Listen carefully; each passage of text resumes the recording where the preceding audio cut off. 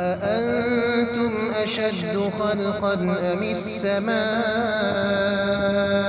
بناها رفع سمكها فسواها وأغطش ليلها وأخرج ضحاها والأرض بعد ذلك دحاها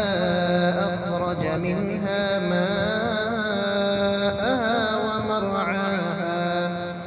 والجبال أرساها متاعا لكم ولأنعامكم فإذا جاءت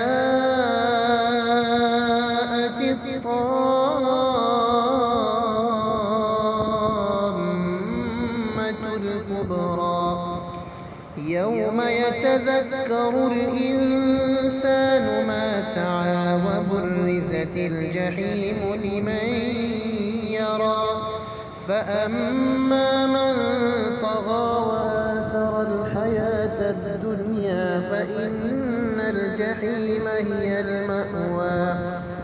وأما من خاف مقام ربه ونهى النفس عن الهوى فإن الجنة هي المأوى يسألونك عن الساعة أيان مرساها فيم أنت من ذكراها إلى ربك منتهاها إنما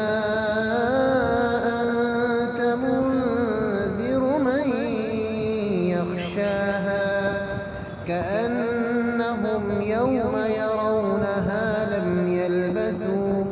لم يلبثوا إلا عشية أو ضحاها.